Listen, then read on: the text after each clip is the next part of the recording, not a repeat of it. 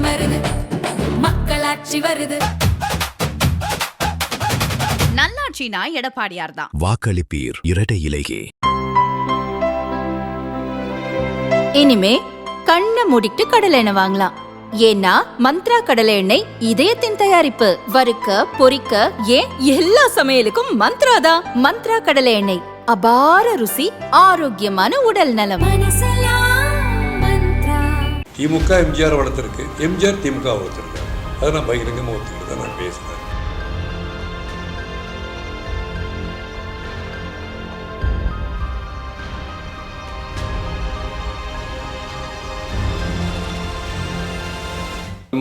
மங்களம் தான், மங்களகரமானது, மகிழ்ச்சியை தரக்கூடியது, ஆன்மீக சிந்தனை உண்டு. திராவிட இயக்க கொள்கையில் மீண்டும் தமிழக முதல்வராக மாண்புமிகு முத்துவேல் கருணாநிதி ஸ்டாலின் அவர்கள் உறுதியாக ஆட்சி அமைப்பார். அதில் எல்லளவும் சந்தேகம். முத்துவேல் கருணாநிதி ஸ்டாலின் 5 ஆண்டுகளாக அனைத்து துறைகளிலும் உள்ள மக்களுக்கு உள்ளடக்கிய வளர்ச்சி, இன்க்ளூசிவ் குரோத். குடும்பத்திலே அண்ணன் தம்பி உள்ள சண்டை வருது, ஒரு சாமி கும்பிடும்போது ஒன்று சேர்ந்துக்கிட்டுறாங்க. அவரும் ஒரு இயக்கத்தில் இருந்தவர் தானே, திராவிட இயக்கத்தில் இருந்தவர் தானே. அவங்க அப்பா திமுகவில் இருந்திருக்காரு, எம்ஜிஆரே திமுகவில் தான் இருந்திருக்காரு. திமுகவில் தானே 2 தடவை வந்து பரங்கிமலையில் எம்எல்ஏவாக இருக்காரு, பொருளாளர் வரைக்கும் இருக்காரு. தினமலர் நேயர்களுக்கு அன்பான வணக்கம். 2026 சட்டமன்ற தேர்தல் தேனி மாவட்டம் கம்பம் சட்டமன்ற தொகுதியில் நம்ம இருக்கிறோம். கம்பம் சட்டமன்ற தொகுதியினுடைய திமுக வேட்பாளராக கம்பம் ராமகிருஷ்ணன் அவர்கள் போட்டியிடுறாங்க. மூத்த சட்டமன்ற உறுப்பினர், மிக அனுபவம் உள்ள அரசியல்வாதி. ஸோ அவங்ககிட்ட தான் இந்த தொகுதி எப்படி இருக்குது, இன்றைய தேர்தல் களம் எப்படி இருக்குது அப்படிங்கிறத கரண்ட் பாலிடிக்ஸ் குறித்து நிறைய பேச இருக்கிறோம். சார் வணக்கம். கம்பம் ராமகிருஷ்ணன் சார்னாலே உங்கள் அடையாளம் என்னன்னா இந்த மஞ்சள் கலர் சட்டை எங்கே பார்த்தாலும் தெரியுது. ஃபர்ஸ்ட் இதுக்கு என்ன சார் காரணம்?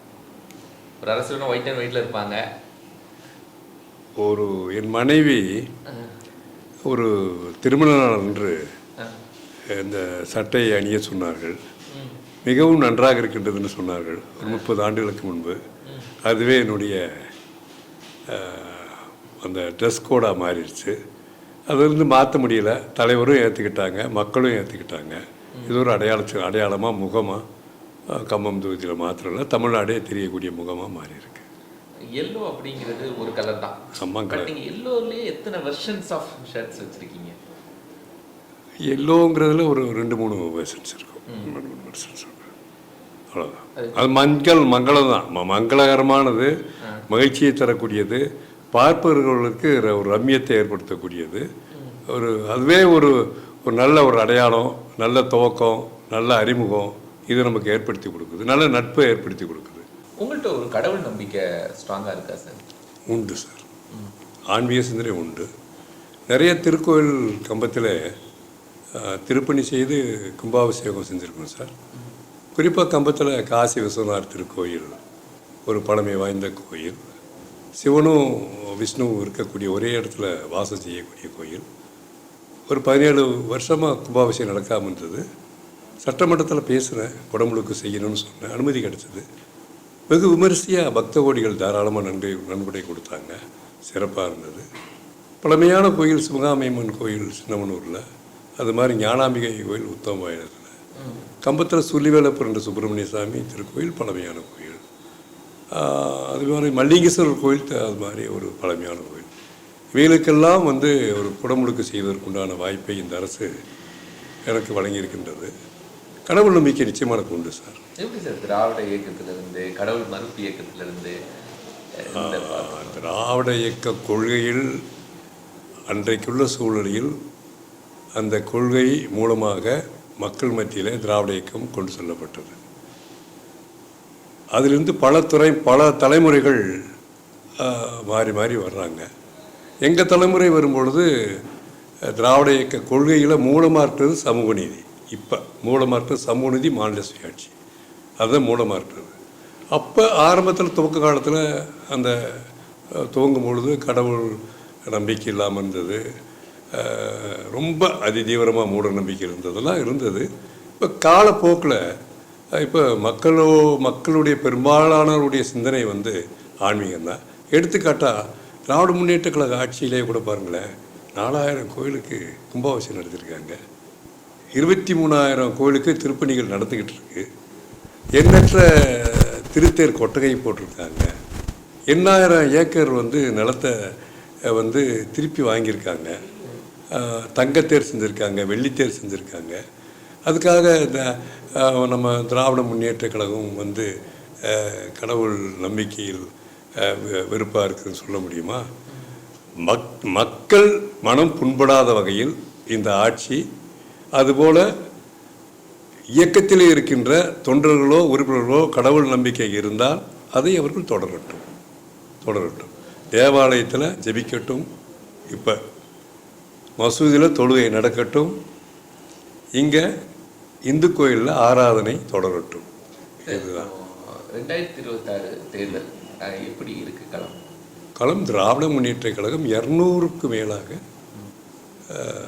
சட்டமன்ற தொகுதிகள் வென்று மீண்டும் தமிழக முதல்வராக மாண்புமிகு முத்துவேல் கருணாநிதி ஸ்டாலின் அவர்கள் உறுதியாக ஆட்சி அமைப்பார். அதில் எல்லளவும் சந்தேகம் கிடையாது. இது வரைக்கும் ஒரு திமுகவுக்கு அந்த மாதிரி தொடர்ந்து ஆட்சிங்கிற வாய்ப்பு இல்லைல்ல சார்? அது ஜாதகம், ஜோசியம், கட்டம் சரியில்லைங்கிறதெல்லாம் மாற்றி அமைக்கப்பட்டது. ஏன்னா தலைவர் முத்துவேல் கருணாநிதி ஸ்டாலின் 5 ஆண்டுகளாக அனைத்து துறைகளிலும் உள்ள மக்களுக்கு உள்ளடக்கிய வளர்ச்சி, இன்க்ளூசிவ் growth, நிறைய வளர்ச்சி அடைந்திருக்கு. அது இல்லாமல் நாட்டின் பொருளாதார வளர்ச்சி 11.19 வரைக்கும் வளர்ச்சி அடைந்திருக்கு. குறிப்பாக பெண்கள் மத்தியில் அபரிமிதமான செல்வாக்கு. விடியல் பயணம் திட்டம், கலைஞர் மகளிர் உரிமை திட்டம் 1000 ரூபாயிலிருந்து 2000 ரூபாய் உயர்த்தினது, காலை உணவு திட்டம் மக்கள் மத்தியில் மிக வரவேற்பை பெற்றிருக்கின்றது. 20 லட்சம் மாணவ மாணவிகள் பயன்படுத்திய அந்த திட்டம் 35 லட்சம் வரைக்கும் நீட்டிப்பு. விவசாயிகளுக்கு பாருங்கள், இலவச மின்சாரம் கொடுத்தது இந்த ஆட்சி தான். இப்போ 25 லட்சம் விவசாயிகளுக்கு மீட்டர் இல்லாமல் பம்பு செட் கொடுக்குறாங்க. அது காப்பீட்டு திட்டம் 5 லட்சத்திலிருந்து 10 லட்சமோ உயர்த்தப்பட்டிருக்கின்றது. பழங்குடி மக்கள், ஆதி திராவிட மக்கள் கல்விக்கடன் 49 கோடி ரத்து பண்ணியிருக்காங்க, நகைக்கடன் ரத்து பண்ணியிருக்காங்க, மகளிர் சுய உதவி குழு கடன் ரத்து பண்ணியிருக்காங்க. 68 லட்சம் விவசாயிகளுக்கு 56,000 கோடி வந்து வட்டி இல்லாத கடன் கொடுத்துருக்காங்க. 3 லட்சம் வீடு கட்டி கொடுத்துருக்காங்க. 10,000 கிலோமீட்டர் சாலை அமைச்சு கொடுத்துருக்காங்க. டைடல் பார்க்கு நிறைய அமைச்சிருக்காங்க. கம்பம் தொகுதிக்கு என்ன சார், கிட்டத்தட்ட 14,000 ஏக்கர் அப்படிங்கிறது விவசாயம் நீரை நம்பி இருக்கு. ஸோ அதுக்கான விஷயங்கள்ல என்ன அளவுக்கு முன்னெடுப்பு எடுத்திருக்காங்க? கம்பம் தொகுதியில் சார், பென்னிக்குக் 1895 கட்டப்பட்ட பிறகு 17 வாய்க்கால் அமைக்கப்பட்டு அது பூரா நெல் விவசாயத்துக்கு தான் மட்டும்தான் பயன்பட்டு இருந்தது. 135 ஆண்டுகளுக்கு பிறகு மேட்டுப்பகுதியான நிலம் மானாவாரி பகுதியில் 18ஆம் கால்வாய் திட்டம் வேண்டும் என்ற கோரிக்கை எழுப்பப்பட்டது. இப்போ 18ஆம் கால்வாய் திட்டம் அமைக்கப்பட்டு 20 ஆண்டுகள் 25 ஆண்டுகள் ஆகின்றது. மறுசீரமைப்புக்காக 12 கோடி வாங்கி கொடுத்து அந்த குழாயெல்லாம் அந்த கால்வாயெல்லாம் தூர்வாரிச்சு.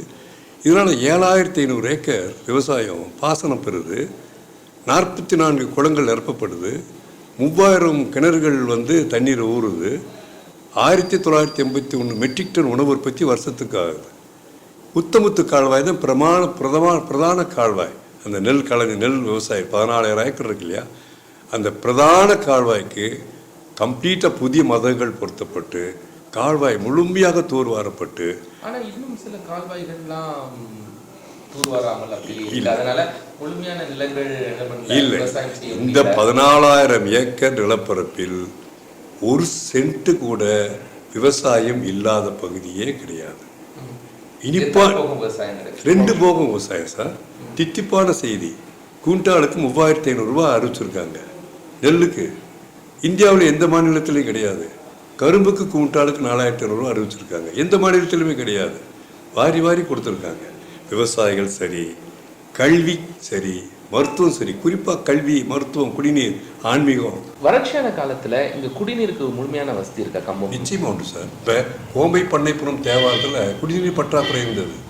20 கோடி ரூபாய் திட்டம் மதிப்பிட்டு உடனே KPT ஒரு கூட்டு குடிநீர் திட்டம் கொண்டு வந்து முழுமையாக குடிநீர் பிரச்சனையே தீர்த்துருங்க. கம்பம் பகுதியில் எங்கேயுமே குடிநீர் பிரச்சனையே கிடையாது. கம்பம் தொகுதி முழுசும் இல்லை, தொகுதி முழுக்குமே கிடையாது. தொகுதி முல்லை பெரியாறு நம்பி இருக்கக்கூடிய ஒன்று தான்.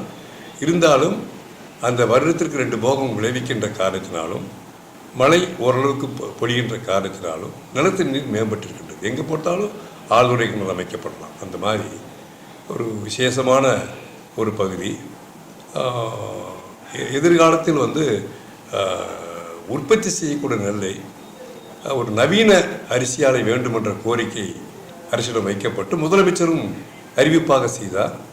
அதில் நிச்சயமாக வருகின்ற ஆண்டு ஒரு நவீன அரிசி ஆலை அமைத்து விட்டால் இந்த பகுதியில் கிட்டத்தட்ட 555 ரேஷன் கடைகள் இருக்கின்றது. இந்த பகுதியிலே அந்த நெல்லை அரைத்து ரேஷன் கடைகளுக்கு வழங்கக்கூடிய வாய்ப்புகள் அடுத்த ஆட்சி வந்தவுடனே அது அப்படி செய்யலாமா? டைரக்டா அரைச்சு அங்கே அந்த ரேஷன் கடைகளுக்கே கொடுக்கலாமா? இந்த மாவட்டத்தில் விளைவிக்கக்கூடிய நெல்லை அரைப்பதற்காக ஒரு நவீன அரிசியாக அது அப்படியே ரேஷன் கடை கொடுக்குற முறை இருக்கு. அது வந்து எப்படின்னா அதுக்கு தான் ஒரு சிஸ்டம், பிடிஎஸ் சிஸ்டம் இருக்கு இல்லையா, அதன் வழியாக நுகர்வோர் வாணிப கழகம் இருக்கு இல்லையா, அது மூலியமாக அது கொடுக்கும். இப்போது நெல் உலர்த்தக்கூடிய அந்த களங்கள், நெல் குடோன், அதெல்லாம் மிகப்பெரிய தேவையாக இருக்குல்ல, அது முழுமையாக அந்த பகுதியில் இருக்குதா? நெல் கொள்முதல் செய்யப்பட்டு இங்கே அந்த நவீன அரிசியாலை இல்லாதன் காரணமாக ஓரிரு நாள் அது பாதுகாக்கப்பட்டு அதை அரைப்பதற்காக மதுரையில் உள்ள நவீன அரிசி ஆலைக்கு கொண்டு செல்லப்படுகிறது. இங்கே வந்து ஓரளவு பாதுகாக்கிறதுக்கான குடோன்ஸ் உலர்த்துற களங்கள்லாம் தேவையான இருக்கு தேவையான களங்கள் அங்கங்கே களங்கள் இருக்குது, குடவுன் இருக்குது. இது கொள்முதல் செய்தவுடன் ஓரிரு நாளில் அங்கே வைக்கப்படும். கீழே பலகையெல்லாம் வச்சு மேலே நெல் வச்சு மேலே தார்பாய் வச்சு மூடி ஓரிரு நாள்கள் அது அகற்றப்பட்டு எங்கு நெல் அரைக்கப்படுகின்றதோ அந்த அரிசி ஆலைக்கு கொண்டு செல்லப்படுகிறது. நெல் கொள்முதல் செய்யப்பட்ட நெல்லை தேக்கமில்லாமல் காலதாமதம் இல்லாமல் உரிய அரிசி ஆலைக்கு கொண்டு செல்லப்படுகின்றது. அதனால் இப்போ தேவைக்கு கோடவுன் நிறையாவே இருக்கு. சூப்பர். இப்போது நீங்கள் முதல்ல சொன்னீங்கல்ல, பெண்களுக்கான உரிமை தொகை கொடுத்துருக்காங்க, மாணவர்களுக்கு லேப்டாப் கொடுத்துருக்காங்க. பட் தாவைக்கான ஒரு கட்சி வந்திருக்கு, அவங்களுக்கு பெண்களுடைய ஓட்டு தான் நிறைய போகுது, இளைஞர்களுடைய ஓட்டு தான் நிறைய போகுது அப்படிங்கிற ஒரு பெரிய டேட்டாஸை ரெகுலராக சொல்லிட்டு இருக்காங்க. ஒரு மாயை கட்டவிழ்த்தப்படுகிறது, பிம்பம் உருவாக்கப்பட்டிருக்கின்றது. ஆனா பெண்ணா என்பது பிறந்த பிறகுதான் தெரியும். நவீன காலத்தில் ஸ்கேன் மூலமாக தெரியப்படும் ஒரு பிம்பம், மாயை. 23ஆம் தேதி தேர்தல் வாக்கு பதிவு, 4ஆம் தேதி உண்மையை நீங்கள் அறிந்து கொள்வீர்கள். எது உண்மை எது பொய் என்பதை அறிந்து கொள்வீர்கள். நிச்சயமாக சொல்கிறேன், 200க்கு மேலுள்ள தொகுதி திராவிட முன்னேற்ற கழகம் ஒரு எடுத்துக்காட்டான ஆட்சியாக, இந்தியாவிலேயே தேசியத்திலே ஒரு முதன்மையான ஆட்சியாக ஒன்றிய அரசு பல துறைகளை பாராட்டியிருக்கின்றது. பசிப்பிணியை அகற்றுதல் முதன்மை மாநிலம், வறுமையை அகற்றுதல் முதன்மை மாநிலம், மாசிலா அந்த மின்சாரம் எரிசக்தி உற்பத்தி செய்தல் முதன்மை மாநிலம், கல்வியில், நீதி நிர்வாகத்தில், சுகாதாரத்தில், தொழில் புத்தாக்கத்தில், வேலை வாய்ப்பில், உட்கட்டமைப்பில், இது எல்லாம் நிதி ஆயோக் மூலமாக ஒன்றிய அரசின் ஒரு அமைப்பு. அந்த அமைப்பே நமக்கு நீடித்த நிலைத்த குறியீடுகளில் முதன்மை மாநிலமாக இது இடம்பெற்றிருக்கின்றது. மருத்துவத்துறையில் ஆனால் இந்த கம்பத்தை பொறுத்த வரைக்கும் சார், இந்த பாதாள சாக்கடை திட்டம், தூய்மை அந்த நகராட்சியில் தூய்மை செய்கிறது, இதிலெல்லாம் கொஞ்சம் பிரச்சனை இருக்கிறதா சொல்கிறாங்களா சார்? பொதுவாக அங்கொன்றும் இங்கொன்றும் பிரச்சனை இருக்கத்தான் செய்யும். எல்லா இடத்துகளிலுமே அசம்பிளியில் கூட நீங்கள் அது குறித்து பேசி பாதாள சாக்கடை திட்டம் பேசியிருக்கின்றேன். அமைச்சர் வந்து நிதியமைச்சர், மாண்புமிகு நகராட்சி அமைச்சர் வந்து, நகர்ப்புற வளர்ச்சித்துறை அமைச்சர் வந்து செய்கிறேன் என்று சொன்னார். நிச்சயமாக செய்வார். காரணம் நிதி பற்றாக்குறை என்று என்னிடம் சொன்னார். எதிர்காலத்தில் நிச்சயம் செய்து கொடுப்பதாக சொன்னார். அப்பொழுது சரியாகிவிடும். தேனி மாவட்டத்தை பொறுத்த வரைக்கும் அதிமுக ஆட்சியில் நிறைய விஷயங்களை கொண்டு வந்திருக்காங்களே சார். இது வந்து நிறைய திட்டங்கள் உங்களுக்கு தெரிஞ்சு அதிமுக ஆட்சியில் தான் நிறைய பண்ணியிருக்காங்க. திமுக ஆட்சியும் அதிமுக சோத்துப்பாறை அணை திட்டம் திமுக ஆட்சியில் தான் வந்தது. 18ஆம் கால்வாய் திட்டம் திமுக ஆட்சியில் தான் வந்தது. ஆஸ்பத்திரி விரிவாக்கம் இந்த மத்தியில் நிறையா விரிவாக்கம் வந்தது. கம்பத்தில் ஆஸ்பத்திரி வந்து சீமாங் சென்டர் ஒரு 12 கோடி ரூபாய்க்கு, ஒரு தொற்றுநோய் கண்டறியல் ஆய்வகம் கம்பத்தில் வந்திருக்கு. உத்தம்பாளையத்தில் ட்ரமாங்கிறது அவசர சிகிச்சை பிரிவு நம்ம கொண்டு வந்திருக்கோம். சின்னமனூர் ஆஸ்பத்திரியில் அவசர சிகிச்சை பிரிவு ஒரு 2,47,00,000 ஒரு அடிஷனல் கட்டணம் கொண்டு வந்திருக்கோம். கோம்பையில் 50 லட்சம், எரசக்கனாக்களூரில் ஒரு 1,50,00,000 ஆஸ்பத்திரி பில்டிங் கொண்டு வந்திருக்கோம். பிறகு ராயப்பம்பட்டியில் 77 லட்சம். ஒரு நிறைவான திட்டங்கள் தமிழ்நாட்டில் கலெக்டர் ஆஃபீஸ் வந்து திமுக ஆட்சியில் தான் கொண்டு வரப்பட்டது. முக்கியமான திட்டங்களும் அடிஷ்னல் ஒரு திட்டம் கொண்டு வந்தாங்கன்னா அதிமுக ஆட்சியில் கொண்டு வந்திருக்கலாம். ஆனால் அது முழுமையடைவதற்கு திராவிட முன்னேற்ற கழக ஆட்சியும் நிதி ஃபண்டிங் செஞ்சுருக்கு. அது தேவையான கட்டமைப்பு இருக்கு இல்லையா, ஒரு பாதி கட்டமைப்பு செஞ்சுருப்பாங்க.